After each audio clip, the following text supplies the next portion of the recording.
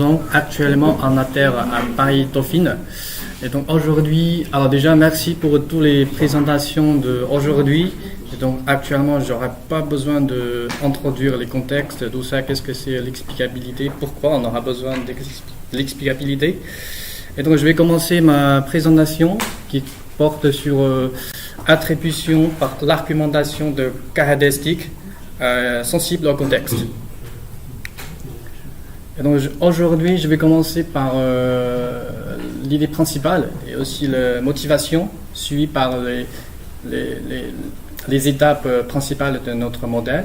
Et comme notre modèle se concentre sur les recommandations, il y a deux buts. Le premier, c'est de expliquer les recommandations. Et le deuxième, c'est de générer des prédictions précises. Et donc après, je vais vous présenter comment notre modèle pourra générer des explications. Et après, pour voir est-ce que notre modèle il est capable de générer des prédictions précises quand même. Et à la fin, je vais conclure et proposer des perspectives pour les travaux dans le futur. Et donc, le premier, l'idée principale est la motivation. Avant de rentrer dans les détails, je vais vous présenter je vais clarifier les termes qu'il va utiliser dans cette présentation. Le premier, c'est feature type et le deuxième, c'est le features. Alors, le feature type, c'est une notion de haut niveau, abstract, on va dire. Ce sont les aspects qu'on va utiliser pour caractériser un article. Par exemple, pour caractériser un livre, on peut utiliser le genre de ce livre et aussi les auteurs de ce livre. Et ensuite, les features, ce sont les valeurs possibles pour le feature type. Par exemple, le genre d'un livre pourrait être historical fiction ou science fiction. Il peut avoir plusieurs auteurs pour un même livre. Donc ça, il faut distinguer. Et ensuite, c'est le contexte. Et qu'est-ce que c'est le contexte? Et le contexte, c'est toutes les informations qui vont être utilisées pour caractériser la situation d'une entité. Par exemple, pour caractériser la situation d'un utilisateur, on peut utiliser le temps, le lieu ou le compagnon. Et ensuite, les conditions contextuelles, ce sont les valeurs possibles pour chaque facteur contextuel. Par exemple, le temps d'un utilisateur pourrait être dans la semaine ou dans le week-end. Et ensuite, le lieu de cet utilisateur pourrait être chez soi ou dans le bureau. Et à la fin, le compagnon de cet utilisateur pourrait être avec sa famille, avec ses amis ou avec ses collègues. Et donc finalement, voici un exemple d'une situation d'un utilisateur. Dimanche, je suis lui et avec sa famille. Et donc ça, c'est la situation, ce sont les trois notions qu'il faut distinguer. Ensuite, voici les hypothèses qu'on avait déclarées dans ce travail. Le premier, c'est le feature des articles va influencer le score que l'utilisateur va donner à un article. Ça, c'est très intuitif. Alors, le deuxième, c'est l'importance de feature types sont différentes parmi les utilisateurs. Par exemple, certains utilisateurs pensent que le genre d'un livre, c'est le facteur le plus important à considérer, tandis que l'autre pense que les auteurs d'un livre, c'est le facteur le plus important à considérer. Et donc, avec ça en tête, on peut considérer tous ces features comme des arguments qui vont soit attaquer, soit supporter, soit neutraliser une recommandation. Et ensuite, le score que les utilisateurs vont donner à ces features sont comme la force de ces arguments. Et donc ensuite, le contexte va influencer les préférences des utilisateurs. Et ça, c'est très intuitif. Par exemple, on ne va pas recommander la même musique lorsqu'un utilisateur il est en train de courir et lorsqu'un utilisateur il est en train de travailler. Le dernier, c'est l'importance de facteurs contextuels sont aussi différents. Certains utilisateurs pensent que le compagnon est un facteur le plus important à considérer, tandis que l'autre pense que le lieu, c'est un facteur le plus important à considérer. Et donc, avec ça en tête, dans ce travail, nous avons utilisé le schéma d'argumentation. Pourquoi? Les motivations sont les suivantes. Le premier, c'est que en utilisant le schéma d'argumentation, on peut représenter le processus d'une prise de décision dans un graphe. Par exemple, ici, nous avons un schéma d'argumentation. Tout ça, l'argument 1, argument 2, argument 3 pour être des features ou des features des articles. Par exemple, si on fait la recommandation de livres, tout ça, ça peut être l'auteur ou genre d'un livre. Et la décision ici, c'est la recommandation d'un livre. Et donc pour ça, on peut représenter la prise de décision dans un graphe. Et ensuite, la force de tous ces arguments pourra être quantifiée avec certaines fonctions de la force. Et en plus, ces fonctions pourront être dessinées pour satisfaire des propriétés telles que le weak balance ou weak monotonicity. Ce sont des propriétés désirées dans le cadre de l'argumentation. Et voilà, ensuite, je vais présenter les états principaux de notre modèle. Alors, l'idée principale, c'est de utiliser l'argumentation et le contexte des utilisateurs en même temps. Donc, comment on va faire? Le premier, c'est d'obtenir une représentation de cet utilisateur dans cette situation contextuelle.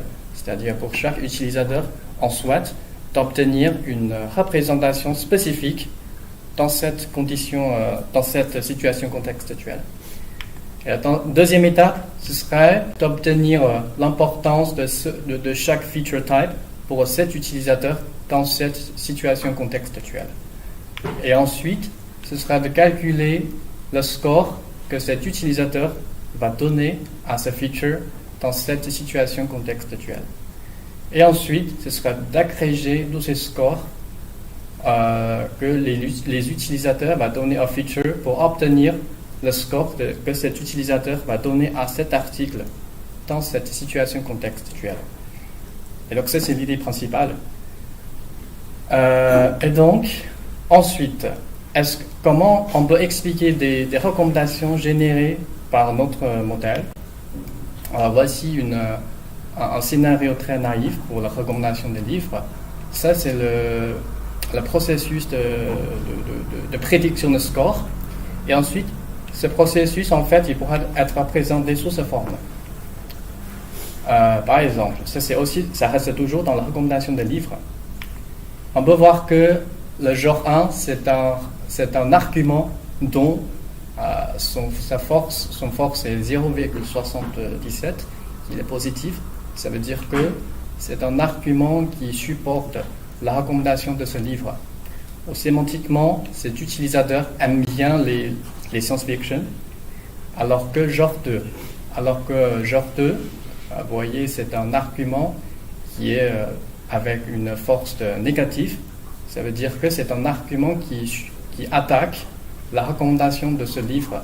Sémantiquement, cet utilisateur, il aime bien des livres qui est de historical fiction. Donc ça, c'est très intuitif. Ensuite, je vais vous expliquer les cas concrets, comment on peut expliquer une recommandation. Alors, je vais tout d'abord concentrer sur une recommandation ou sur une prédiction. C'est ce qu'on appelle l'explication locale. Alors, il y a au moins trois types d'applications qui pourraient être anticipées, mais aujourd'hui, je vais juste vous présenter le deuxième type, parce que ça, je trouve, c'est le plus intéressant, c'est les explications interactives. Par exemple, en utilisant notre modèle, un article a été recommandé à cet utilisateur. Et il est expliqué de cette manière en disant que cet utilisateur aime ce feature et donc on recommande cet article. Alors que si l'utilisateur il a dit en fait j'aime bien ce feature, et dans ce cas-là, qu'est-ce qu'on peut faire avec ce type de feedback? Alors, dans ce cas-là, on peut réduire le score que cet utilisateur donne envers ce feature tel que le score que cet utilisateur donne envers cet article va aussi diminuer. Et dans ce cas-là, cet article ne sera plus recommandé, ou bien les articles avec ce feature ne sera recommandé dans le futur. Et en revanche, si un article il n'est pas recommandé à cet utilisateur, et il a été expliqué comme ça, en disant que parce que vous n'aimez pas ce feature et donc on ne recommande pas cet article. Alors si en revanche, l'utilisateur il est dit, en fait j'aime bien ce feature, et dans ce cas-là, ce système pourra aussi faire des actions. Dans ce cas-là, notre système pourra augmenter le score que cet utilisateur donne envers ce feature. Et donc, dans ce cas-là, il aura cet article, il aura plus de possibilités d'être recommandé. Et en plus, les articles avec ce feature aura plus de possibilités d'être recommandés. Et ça, c'est ce qu'on appelle self-correction. Ça veut dire que si le système il a commis une erreur, dans ce cas-là, le système pourra être corrigé de lui-même.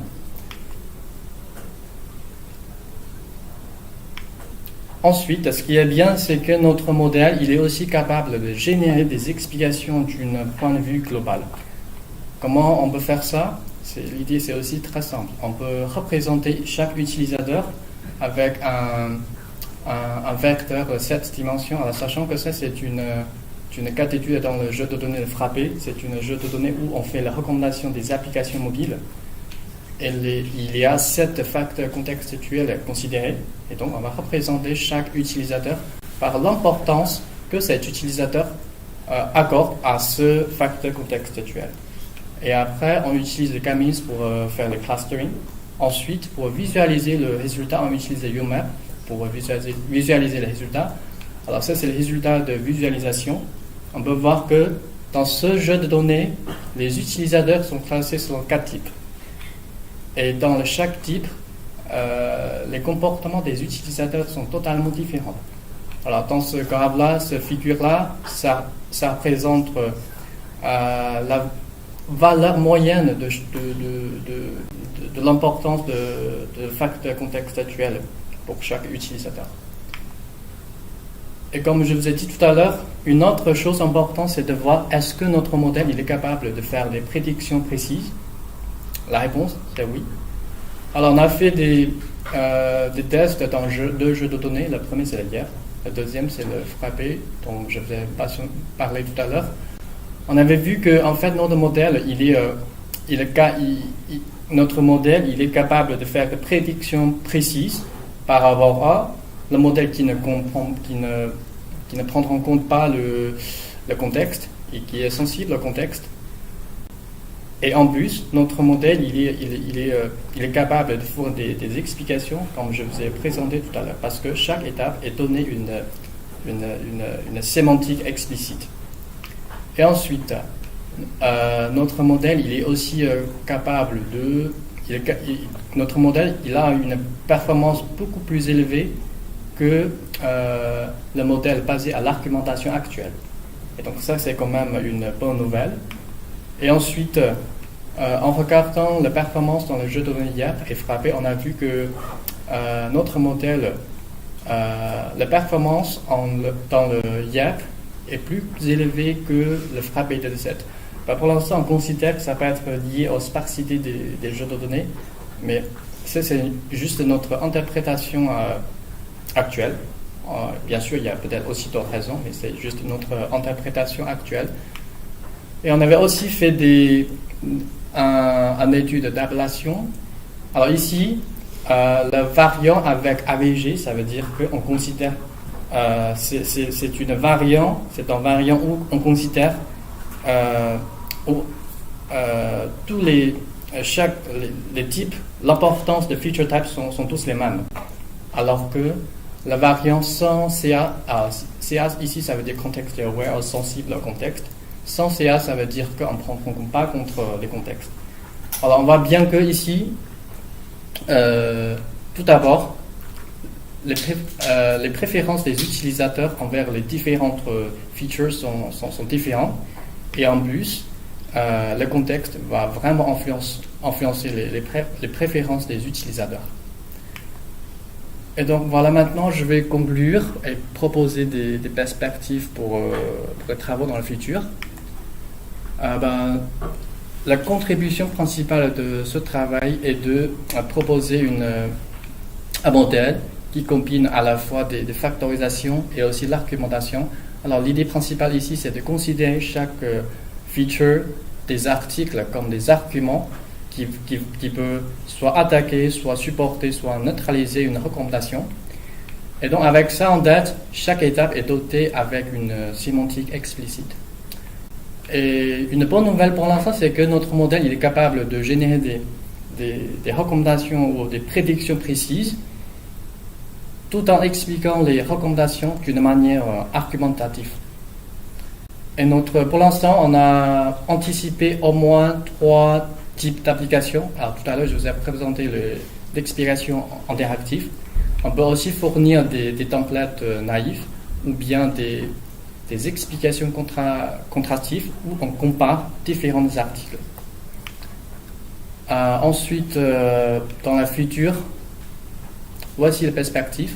Dans ce travail, nous nous concentrons sur la prédiction score. Ce serait bien aussi d'étendre notre travail pour la prédiction de ranking. Et ensuite, c'est l'évaluation des explications, parce que ça c'est aussi un sujet très important.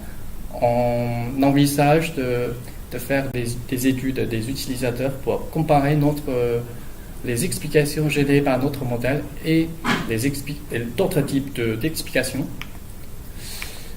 Et voilà, merci beaucoup pour votre attention.